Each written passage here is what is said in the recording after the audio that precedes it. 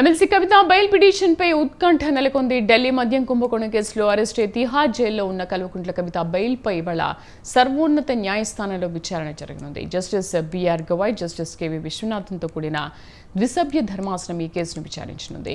కవిత తొలుత తన కుమారుడికి పరీక్షలు ఉన్నందున మధ్యంతర బెయిల్ ఇవ్వాలని రౌస్ అవెన్యూ కోర్టును కోరగా న్యాయమూర్తి నిరాకరించారు. ఆ తర్వాత ఈడీ, సిబిఐ కేసులో సాధారణ బెయిల్ ఇవ్వాలని ట్రయల్ కోర్టులో పిటిషన్ వేసినా నిరాశ ఎదురైంది. ట్రయల్ కోర్టు తీర్పును హైకోర్టులో సవాల్ చేశారు. హైకోర్టు సైతం బెయిల్ ఇవ్వడానికి నిరాకరించింది. నేపథ్యంలోనే సిబిఐ కవితతో పాటు మరో 4గురిపై అభియోగాలు మోపుతూ సప్లిమెంటరీ ఛార్జిషీట్ దాఖలు చేసింది.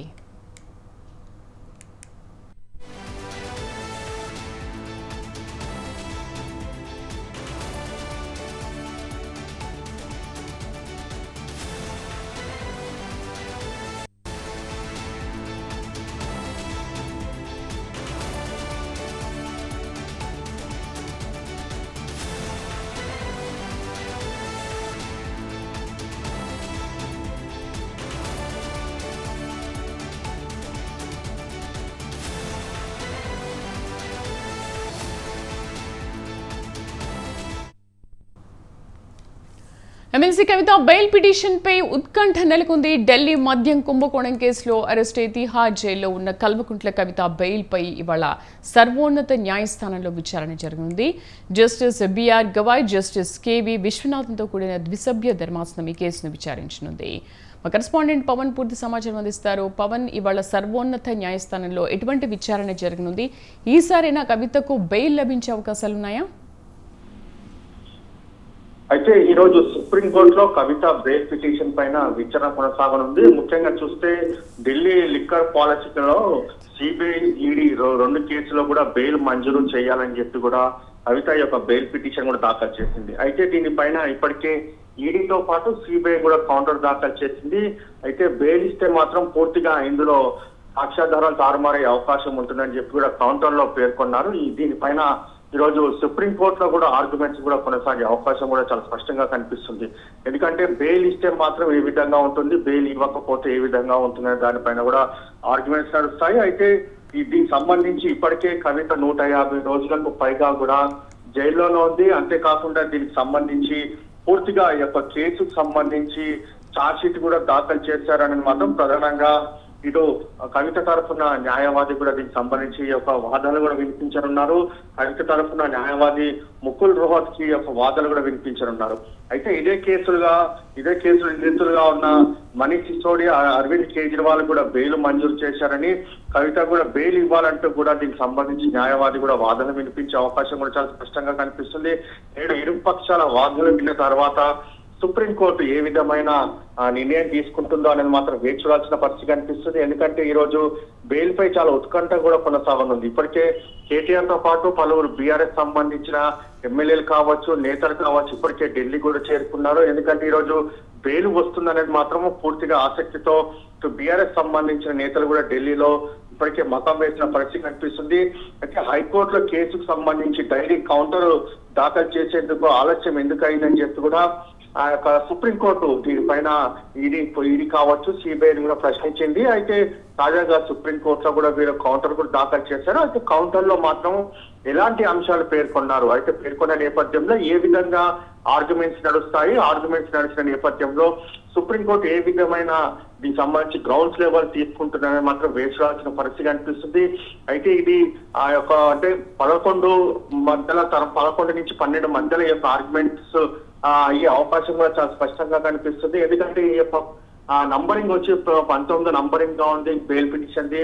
అయితే 11 నుంచి 12 మధ్యలో యొక్క ఆర్గ్యుమెంట్స్ కూడా ప్రారంభమైతే దాని తర్వాత ఇరుపక్షాల వాదనలు విన్న తర్వాత సుప్రీంకోర్టు మాత్రం ఎలాంటి గైడ్ లైన్స్ తీసుకుంటున్నా వేచి చూడాల్సిన పరిస్థితి కనిపిస్తుంది. ఎందుకంటే ఇప్పటికే మనీష్ సిసోడియాకు బెయిల్ వచ్చిన నేపథ్యంలో కవిత కూడా బెయిల్ వస్తుంది అనేది మాత్రం ప్రధానంగా కొంత వినిపిస్తున్న పరిస్థితి కనిపిస్తుంది. అయితే సుప్రీంకోర్టు దీనిపైన ఎలాంటి ఉత్తర్వులు జారీ చేస్తుందో మనం వేచి చూడాల్సిన పరిస్థితి కూడా కనిపిస్తుంది. పవన్, బీఆర్ఎస్ ఎమ్మెల్యేలు కేటీఆర్ కానీ హరీష్ రావు కానీ వరుస ఢిల్లీ పర్యటనలు కొనసాగుతున్నప్పటికీ కూడా ప్రతిసారి నిరాశ ఎదురవుతుంది. బట్ ఈసారి మాత్రం బీఆర్ఎస్ నేతల్లో ఒక ధీమా అయితే కనిపిస్తుంది, ఖచ్చితంగా ఆమె విడుదల అవుతుందేమో అన్నట్టుగా.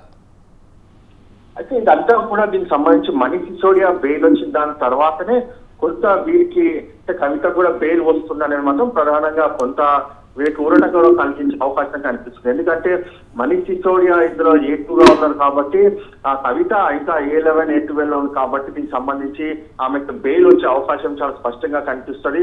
ఎందుకంటే ఇప్పటికే మనీష్ సిసోడియాకి ఈడీ కావచ్చు సిబిఐ సంబంధించిన దాంట్లో పూర్తిగా బెయిల్ కూడా మంజూరు చేసింది. ఇదే తరహాలో కూడా కవిత కూడా బెయిల్ మంజూరు చేస్తుందని చెప్పి కూడా వీరు ఆశాభావం వ్యక్తం చేస్తున్నారు. అయితే వీళ్ళు ఇప్పటికే సిబిఐ కావచ్చు ఈడీ కౌంటర్ లో మాత్రం ఎలాంటి అంశాలు పేర్కొన్నారు అనేది మాత్రం వేయించాల్సిన పరిస్థితి కనిపిస్తుంది. అయితే ఈ అంశాలను బట్టి కూడా దీనికి సంబంధించి బెయిల్ పైన కూడా సుప్రీంకోర్టు కొంత నిర్ణయం తీసుకునే అవకాశం కూడా చాలా స్పష్టంగా కనిపిస్తుంది. ఆర్గ్యుమెంట్స్ లో సిబిఐ కావచ్చు ఈడీ ఎలాంటి ఆర్గ్యుమెంట్స్ చేస్తుంది, ఎందుకంటే సౌత్ నుంచి కూడా పూర్తిగా ఈ యొక్క లిక్కర్ స్కామ్ కవితని రూపకల్పన చేసింది, 100 కోట్ల రూపాయలు అక్కడికి ఢిల్లీకి తరలించిన దానిపైన కూడా సంబంధించి ఈడీ అనేక సార్లు కూడా ఇందులో వాదనలు కూడా వినిపించిన పరిస్థితి కూడా చూస్తున్నాము. అయితే ఈ తరహాలో మాత్రము ఈ రోజు ఎలాంటి వాదన వినిపిస్తుందనే దానిపైన కూడా దీనికి సంబంధించి పూర్తిగా ఆసక్తిగా నెలకొద్ది. అయితే ఇందులో చూస్తే మాత్రము యొక్క ఈడీ మరోవైపు సిబిఐ ఎలాంటి యొక్క ఆర్గ్యుమెంట్స్ చేస్తుంది, దాని తర్వాత కవిత తరఫున ఎలాంటి ఆర్గ్యుమెంట్స్ చేస్తారో అనేది మాత్రము చాలా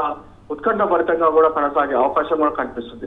ఈ నేపథ్యంలో సుప్రీంకోర్టు ఎలాంటి అంశాలను పరిగణలోకి తీసుకుంటుంది, దాని తర్వాత ఎలాంటి షరతులతో కూడిన బెయిల్ ఇస్తుంది, ఒకవేళ బెయిల్ ఇవ్వకపోతే నెక్స్ట్ అటెంప్ట్ లో బెయిల్ వస్తుందా అనేది మాత్రం పూర్తిగా ఇప్పటికే బీఆర్ఎస్ సంబంధించిన ఇటు కేటీఆర్ కావచ్చు మిగతా ఎమ్మెల్యేలు ఇప్పటికే న్యాయ నిపుణులతో కూడా అంటే చర్చలు కూడా జరుపుతున్నారు. ఒకవేళ ఆర్గ్యుమెంట్స్ ఏ విధంగా ముందుకు వెళ్ళాలి, దాని తర్వాత ఆర్గ్యుమెంట్స్ ఏ విధంగా చేయాలి దానిపైన కూడా దీనికి సంబంధించి లీగల్ ఒపీనియన్స్ కూడా తీసుకుంటున్న పరిస్థితి కనిపిస్తుంది. మొత్తానికి ఓవరాల్ గా చూస్తే మాత్రం ఈ రోజు కవిత సుప్రీంకోర్టు బెయిల్ పిటిషన్ మాత్రం చాలా కీలకంగా మారనుంది. రైట్ పవన్, మీరు చెప్పినట్టుగా అంటే కోర్టులో వాదించబోయే అంశాలపైన మోహిత్ రావు బృందంతో కూడా కేటీఆర్ హరీష్ రావు చర్చలు జరుపుతున్నప్పటికీ, సుదీర్ఘ చర్చలు జరుగుతున్నప్పటికీ కూడా అంటే ఈసారి ఈ చర్చల నేపథ్యంలో బెయిల్ వచ్చే అవకాశాలు అంటే 100% ఏమైనా కనిపిస్తున్నాయా?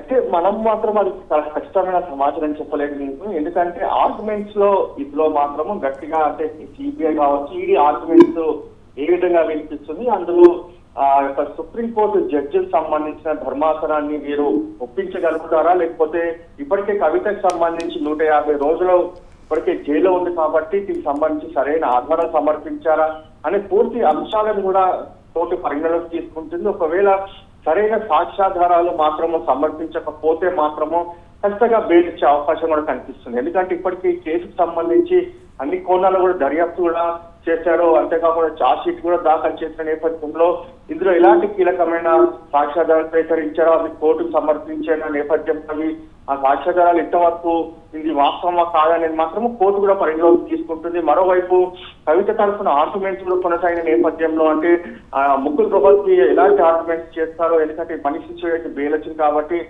ఈమె కూడా బెయిల్ ఇవ్వాల్సి ఉంది, ఎందుకంటే ఒక మహిళ ఒక ఎమ్మెల్సీగా ఉన్నారు కాబట్టి ప్రజాసేవలో ఉంది కాబట్టి ఈమె కూడా బెయిల్ ఇవ్వాలని చెప్పి కొంత వాదన కూడా వినిపిస్తారు. ఎందుకంటే ప్రజలకు సేవ చేసిన నేపథ్యంలో కోర్టు కూడా ఈ అన్ని అంశాలను పరిగణలోకి తీసుకుంటుంది. దాని తర్వాత కోర్టు కూడా ఒక నిర్ణయం కూడా తీసుకుంటుంది. అంటే గ్రౌండ్ లెవెల్స్ మాత్రం చాలా ఖచ్చితంగా చూస్తుంది. గ్రౌండ్ లెవెల్స్ పవన్ అంటే మీరు చెప్పినట్టు మహిళ అనే విషయాన్ని కోర్టు నిజంగా పరిగణలోకి తీసుకొని ఉంటే కనుక సిసోడియా కంటే ముందుగానే కవితకు బెయిల్ వచ్చి ఉండేది కదా. కాకపోతే సౌత్ గ్రూప్ కి సంబంధించి కవిత మేజర్ రోల్ ఉంది కాబట్టే కదా ఆమెకు బెయిల్ ఇవ్వడానికి కోర్టు ఇన్నిసార్లు విచారణ జరుగుతున్నప్పటికీ కూడా ఇంకా నిరాకరిస్తూనే ఉంది, బెయిల్ ఇవ్వట్లేదు అనుకోవచ్చు. మొత్తానికి చూస్తే మనీష్ సిసోడియా ప్రధానంగా ముందుగా అరెస్ట్ అయ్యారు, దాని తర్వాత కవిత అరెస్ట్ అయిన పరిస్థితి మనం గమనించాలి.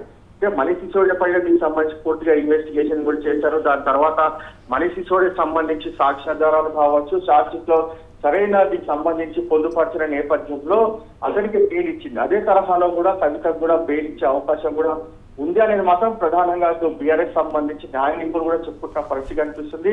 అయితే ఓవరాల్ గా చూస్తే మాత్రము సిఐడి, సిబిఐ, ఈడీ యొక్క దీనికి సంబంధించిన 2 దర్యాప్తు సంస్థలకు సంబంధించిన కౌంటర్ పైనే పూర్తిగా ఆర్గ్యుమెంట్స్ నడుస్తాయి. ఆ ఆర్గ్యుమెంట్స్ ఏ విధంగా నడుస్తాయని మాత్రం ప్రధానంగా చర్చనీయాంశంగా మారింది. ఎందుకంటే ఆర్గ్యుమెంట్స్ మాత్రము చాలా పకడ్బందీగా నడిచి ఇందులో కేసుకు సంబంధించి కవిత ఇన్వాల్వ్మెంట్ ఉంది, చాలా ఖచ్చితమైన సాక్ష్యాధారాలు ఉన్నాయని చెప్పి కూడా కోర్టుకు సమర్పిస్తే మాత్రము ఈరోజు కొత్త బెయిల్ వచ్చే అవకాశం కూడా కొత్త తక్కువగా కనిపిస్తుంది. ఒకవేళ ఆర్గ్యుమెంట్స్ లో మాత్రము ఈడీ కావచ్చు ఇటు సిబిఐ సరైన ఆర్గ్యుమెంట్స్ లో వీటికి సంబంధించి సాక్ష్యాధారాలు సమర్పించలేదు, సాక్ష్యాధారాలు తరఫున వీరు సరిగ్గా చూపించలేకపోతే మాత్రం ఖచ్చితంగా కవితకు కూడా బెయిల్ వచ్చే అవకాశం కూడా చాలా స్పష్టంగా కనిపిస్తుంది. ఎందుకంటే ఇప్పటికే కౌంటర్ దాఖలు చేసిన 2 దర్యాప్తు సంస్థలకు సంబంధించిన దానిపైనే ఈ రోజు పూర్తిగా విచారణ కూడా కొనసాగుతుంది. అయితే విచారణలో మాత్రం ఎలాంటి అంశాలు ప్రస్తావన వస్తుందనేది మాత్రము వేచి చూడాల్సిన పరిస్థితి అనిపిస్తుంది. Right Pawan, thank you.